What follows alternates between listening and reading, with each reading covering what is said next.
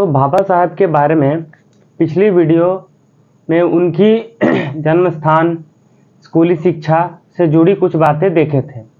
तो वैसे ही बाबा साहब का नाम महान वकीलों के लिस्ट में रखा जाता है। तो अभी उनकी वकालत से जुड़ी कुछ बातें जानेंगे, तो बने रहे वीडियो के लास्ट तक और वीडियो को लाइक करके शेयर करें और चैनल को सब्सक्राइब करना ना भूलें।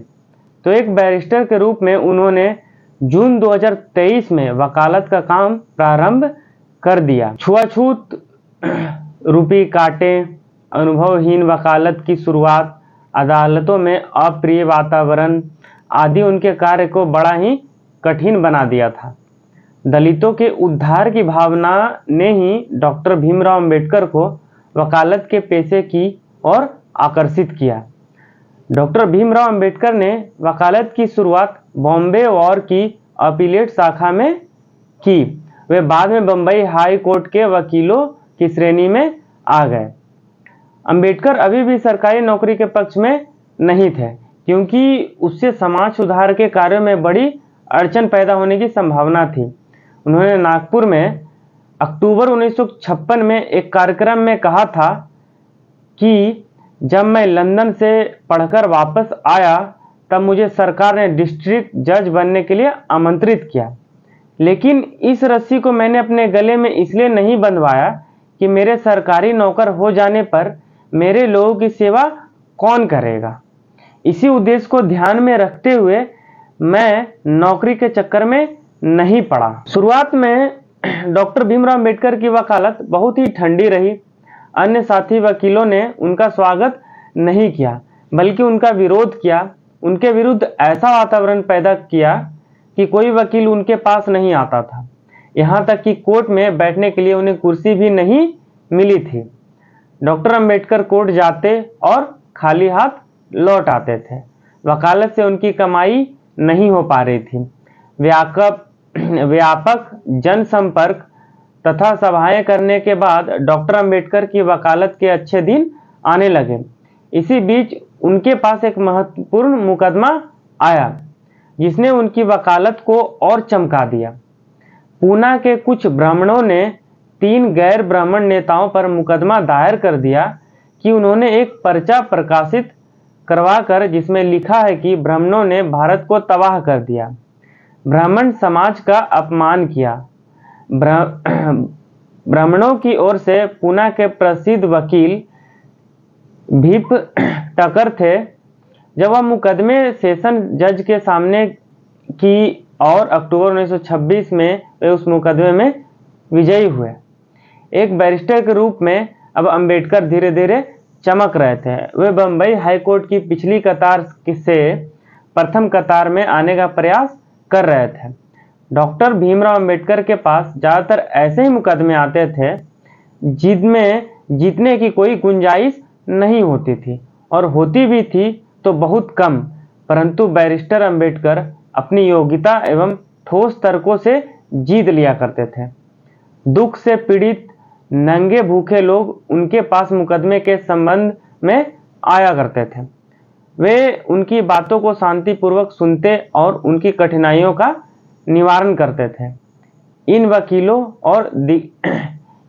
और दिग्गजों में मोतीलाल नेहरू, महात्मा गांधी, मोहम्मद अली जिन्ना, दादा भाई नौरोजी, चित्तरंजन दास, जवाहरलाल नेहरू, सैयद हसन इमाम और अन्य शामिल थे, जो अंबेडकर की तुलना में कहीं अधिक विशेषाधिकार प्राप्त थे।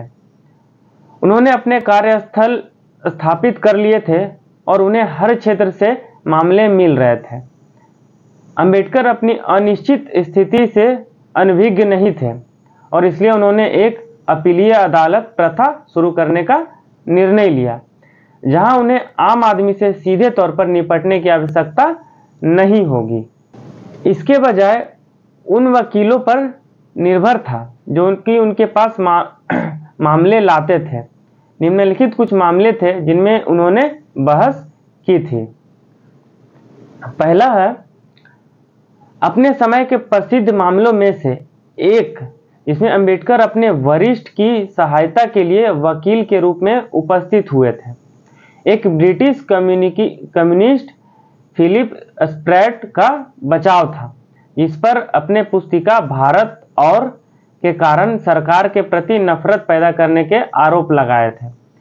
चीन इस मामले में बचाव पक्ष का तर्क यह था कि भारत सरकार के प्रति कोई असंतोष नहीं दिखाया गया है और जो कुछ भी कहा गया था वह या तो ब्रिटिश साम्राज्यवाद या सामान्य रूप से साम्राज्यवाद की अवधारणा को संदर्भित किया गया था, अतः यह राजद्रोह के दायरे में नहीं आएगा। अतः फिलिप स्प्रैट ने केस जीत लिया और इसने अभ्यास के इस क्षेत्र में अंबेडकर की शुरुआत को चिन्हित किया। दूसरा केस था एक वकील के रूप में अंबेडकर के कारनामों की सूची ट्रेड यूनियन नेताओं के उनके बचाव का उल्लेख किए बिना अधूरी होगी, जिनके लिए वह संकट की हर घड़ी में खड़े रहते थे। हालांकि अंबेडकर कम्युनिस्ट नेताओं और उनकी राजनीति से सहमत नहीं थे, फिर भी उन्होंने अदालतों में उनका बचाव किया। इसमें वी.बी. कार्मिक, मणिबेन कारा, बी.टी. रणदिवे और अब्दुल मजीद सहित अन्य का बचाव शामिल था। अंबेडकर इस बचाव में सफल रहे और अदालत में व्यापार विवाद अधिनियम 1929 में मौजूद खामियों को प्रदर्शित करने में सक्षम हुए, जो केवल बहुत सीमित उद्देश्यों के लिए हड़ताल की अनुमति देता था। तीसरा केस था एक वकील के रूप में उनके कौशल का एक और प्रदर्शन उस मामले में देखने को मिला जहां वर्ष 1926 में रिलीज हुई पुस्तक देशाचे दुश्मन, मेरे देश के दुश्मन। पुस्तक देशाचे दुश्मन मराठी लैंग्वेज है, उसका हिंदी अनुवाद है मेरे देश के दुश्मन के प्रकाशित पर मानहानि का आरोप लगाया था। लेखक पर आरोप यह लगाया कि उन्होंने बाल गंगाधर तिलक और विष्णु शास्त्री चिपलूनकर को उनके सर्वोच्चता के ब्राह्मणवादी विचारों के लिए राष्ट्र का दुश्मन कहकर बदनाम किया। याचिकाकर्ता के अधिकार क्षेत्र के बारे में बहस करते हुए अंबेडकर फिर से अपने बचाव में सफल रहे, जो तिलक या शास्त्री का करीबी रिश्तेदार नहीं था।